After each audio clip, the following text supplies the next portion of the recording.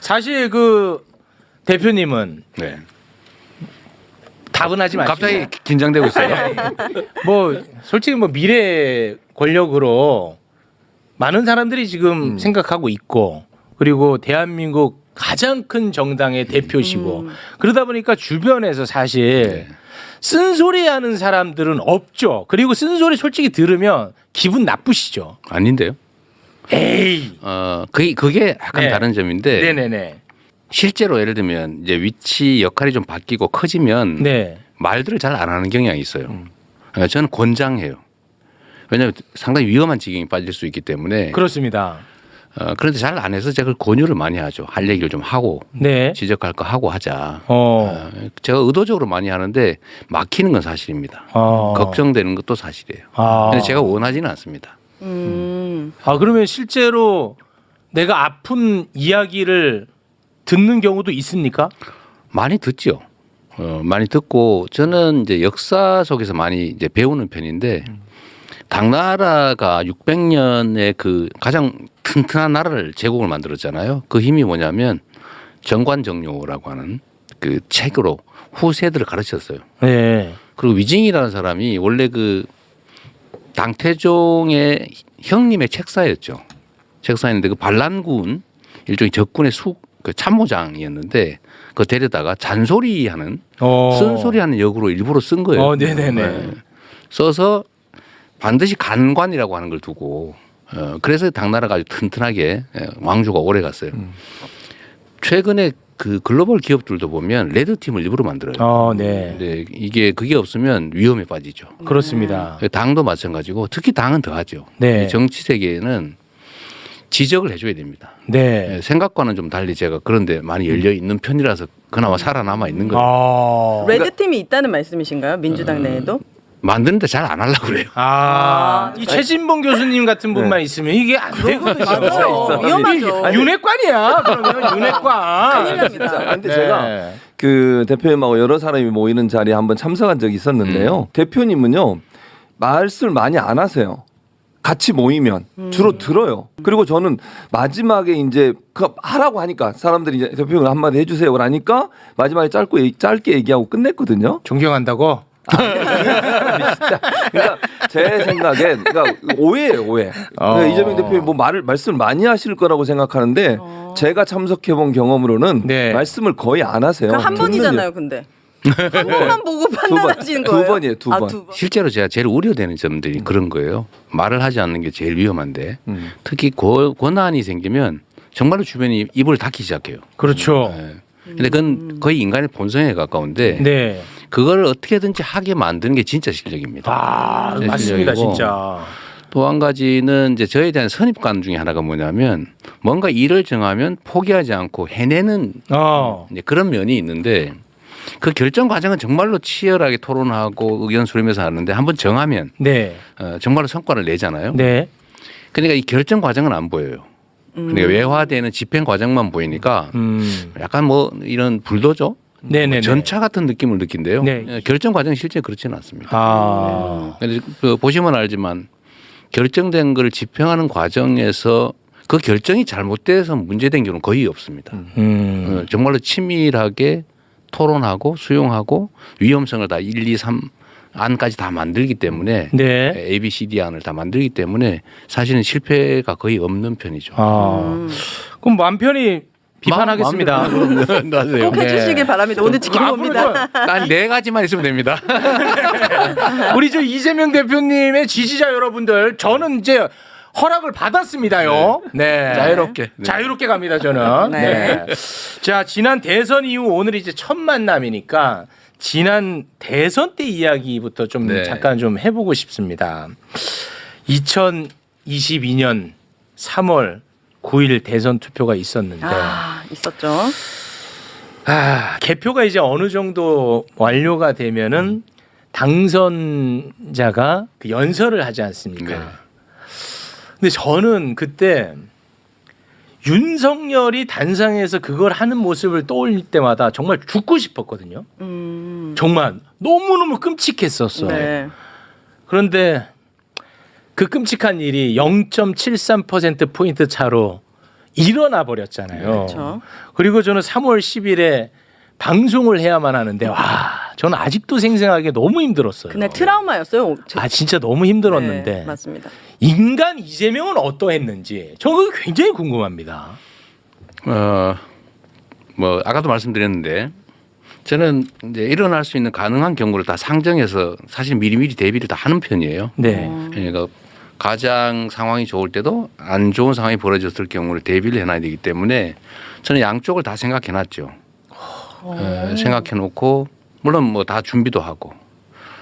그런데 저는 처음에 개표를 할 때 우리가 많이 앞섰잖아요. 네. 이게 좀 좁혀 들어가더라고요. 밤 12시 넘어 1시 좀 넘으면서 아 졌구나. 그때는 거의 따라잡힌 상태. 네. 결국은 아 지겠구나. 그래서 결국 졌고 이럴 거면 깔끔하게 빨리 정리를 해줘야 된다. 그런데 미련을 갖게 되면 갈등이 격화되잖아요. 네. 진 측은 더보다 미세한 차이로 질 것 같은데 그러면 이제 미련 남고 저쪽은 불안하고 자칫 잘못하면 이게 충돌이 발생할 수도 있어서 제가 빨리 정리를 해준 거예요. 네. 그리고 그쪽이 저는 사실은 저도 걱정했죠. 똑같이. 지금의 이런 상황 비슷한 게 발생할 가능성이 높다라고 그러니까요. 생각했는데 이제 일방통행 때문에 네. 그래도 우리가 협력하고 우리가 좀 개방적인 태도를 취하면 이제 여야가 서로 역할을 조금씩 나누고 존중하고 하면 상상했던 것보다는 좀 완화할 수 있지 않겠냐 생각을 해서 제가 최대한 여우를 갖춰서 빨리 승복하고 또 최대한 격려해주고 우리 깔끔하게 승복하자라고 했던 건데 지금 생각하면 그때는 뭐 최선의 선택을 했다고 생각하는데 지금 벌어진 일을 보면 하여튼 그 결과에 대해서는 참 가슴 칠 일이죠. 그러나 뭐 결국은 제 잘못이죠. 제 부족함 때문이니까. 이게 선거 과정에 직접 맞상대하셨잖아요. 네. 우리가 보기에도 워낙 자질부족이어서 대통령이 돼도 잘할 거라고 누구도 생각지는 않았지만요. 그럼요. 이런 식의 폭주에다가 나중에는 계엄에 계엄까지 하리라는 건 상상을 못했는데 혹시 선거 패배 후에 저자가 거기까지 나갈지 모른다 그러니까 꼭 계엄이라기보다 완전 폭주 기관차가 될지도 모르겠다는 예감을 하셨어요? 2022년 연말 정도부터 제 생일날 소환을 하더라고요. 그래서 이것도 뭐 좀 그렇구나. 그리고 이제 막 수사를 아주 가혹하게 하고 막 없는 거 만들고 막 압박해서 일 벌어지고 이런 걸 보면서 이게 이렇게 제거하려고 하나? 그 걱정을 했었고 이제 아시다시피 이제 2023년은 이제 1년 내내 이재명을 잡아넣느냐 뭐 네. 마느냐로 세월 다 보내버렸고 네. 2024년 이제 총선이 되면서 그 언저리에서부터 이 사고를 치겠다. 그래서 제가 사실 2024년 총선 때 정말로 스트레스가 많았는데 만약에 이 총선에서 우리가 지면 과반을 뺏기면 나라가 완전히 망해버리겠다. 네. 지금 이 행정 권력만 가지고도 이 비정상적인 행태를 보이는데 입법권까지 장악하면 완전히 다 뜯어 고치고 완전히 엉망진창을 만들 것 같아서 네. 저는 총선이 정말 스트레스였어요. 그러나 저는 이제 국민들을 믿으니까 이렇게 엉망진창을 하는데 국민들이 또 그쪽을 선택하지는 않을 거다라고 믿기는 하지만 네. 또 모르는 거잖아요. 그렇죠. 막 순간순간 선택하는 과정에서 뭐 지지율이 역전됐다고 그러질 않나. 뭐 그랬었죠. 우리 과반을 뺏길 거라고 그러질 않나. 그 와중에 어쨌든 유시민 그 작가님하고 여론조사 꽃 이런 게 네. 많이 도움이 됐죠. 많이 도움이 됐고 총선 전에 제가 이미 이 계엄 얘기를 그때는 경비계엄 경찰에 군이 치안 지원을 하기 위한 작전을 짜고 있다 이 얘기는 내가 들었는데 계엄을 해서 영구집권을 하려고 그러는구나 네. 라는 생각을 했죠. 결국 막 계속 내리막이었던 거예요. 그렇습니다. 그 낙선하신 0.73%로 낙선하신 다음 대선 날 때. 네. 통화를 했어요. 대표님하고요? 네, 네. 두 근데 분은 전화 별로 안 받는데 받았던 사람 중에 그냥 한 너무 억울해가지고 제 마음에 가까워 둘이. 아니 그러니까 너무 억울해서 제가 막 울었어요. 너무 분하고 억울해서 네. 공직으로 갈 줄 알았는데. 왜 이러세요? 아니 근데 왜 이러세요? 아니 그게 아니라고요. 이 집안 좀 이상한 것 같아요. 근데 의외로 대표님이 진짜 아까 의외로였어요 진짜로. 아니 담담하게 진짜요? 진짜라니까 그거는. 아니 뭐 이게 사적인 전화니까 충분히 뭐 진짜? 만약에 갑수 선생님이 얘기했던 것처럼 정말 그 생각했다면 아, 저 사람 큰일 날 사람 이런 얘기 하실 수 있잖아요. 그런 얘기 전혀 안 하시고 가능한가? 본인이 부족해서 그렇게 됐습니다. 미안합니다. 그러는 거예요, 저한테. 와, 그거 내가 얼마나 진짜? 황당하겠어요. 우리는 그러니까 보는 사람은 너무 막 화가 나잖아요. 어떻게 이런 일이 벌어질 수 맞아요. 있을까? 그리고 여론조사 그 방송 여론조사도 거의 붙어 있었고 어떤 건 또 앞서는 것도 있었잖아요. 그러니까 기대를 하고 있었는데 그런 경우가 나오고 또 윤석열 같은 사람이 아. 대통령이 된다는 게 대한 분노감이 차오르는데 그게 크죠. 근데 대표님은 그때 정말로 담담해. 담담했어요. 그러니까 저는 우는데 와. 본인은 그냥 가만 계시더라고. 집에서 혼자 아니, 우신 거 아니죠? 아니 제가 그 뭐 그 비밀입니다. 저 궁금한 게 3년 전에 대선 후보 이재명과 네. 3년 후 대선 후보 이재명이 가장 크게 달라진 점이 있다면 어떤 게 있을까요? 많이 달라졌죠. 달라지신 것 같아요. 많이 뭘로 말로 달라졌고, 표현할 수는 없는데. 뭐 집착이 좀 많이 줄어들고 오. 또 이해하는 면이 폭이 넓어진 것 같아요. 어쩌면 인생에 대해서도 삶에 대해서도 그렇고 상대에 대해서도 좀 더 폭이 넓어진 것 같습니다.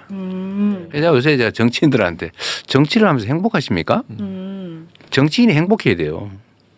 그런데 제가 보기에는 일부러 지옥을 만들어 가지고 그 지옥 안에 일부러 들어가서 지옥의 고통을 스스로 겪고 있는 것 같더라고요. 내가 행복한 삶을 살아야겠다. 제가 행복한 삶을 사는 방법은 인정받는 거예요. 물론 이제 인간의 본능 중에 하나이기도 합니다. 인정 네. 욕구라고 하는 게 저는 그때 행복하거든요. 존재를 인정받을 때 왜 사니가 아니고 참으로 유용한 사람이다. 라는 얘기를 전 들을 제가 행복하니까. 아니 근데 뭐 이야기 계속 나누겠습니다만 그 동안에 이렇게 일만 정리해봐도 이건 행복하고는 가장 거리가 먼 삶을 사셨어. 삶이거든요, 진짜로.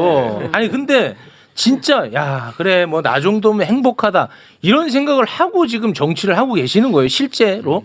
지금은 아니죠. 아니죠. 네, 이거 그럴 수가 없죠. 과정이고 네. 사실은 엄청나게 고통스럽기도 아, 하고 이건 못 힘들기도 견뎌. 한데 목숨이 왔다 갔다 아니, 하기도 못 하고. 견뎌 이거는. 근데 생각해 보면 제가 성남시장 때가 제일 행복했어요. 아, 그래. 지금도 그 얘기하면 남들이 그래요. 그 얘기할 때 제일 행복해 보인다. 아 그렇습니까? 근데 어. 곧 그런 시절이 올 수도 있지요. 다시 성남시장 하시게요? 그거 아니시죠? 아, 네. 거기 돌아가기 어려울 것 같고. 뭐 하는데 지금? 아니 너무 좋아하신다고 경험 대통령도 하고 성남시장도 할 수도 있나? 아 이거는 정말 오윤회만 할 수 있는 발언입니다. 네. 제가 아쉬운 게 또 하나 뭐냐면 바로 사색됐습니다.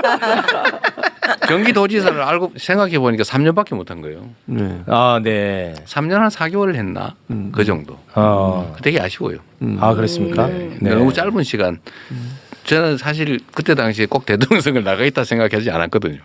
아 그래요? 네, 갑자기 온 거예요. 맞아요. 그때 재선하는 게 제 목표였어요. 아 그랬습니까? 그랬으면 인생이 좀 편했을 텐데. 아.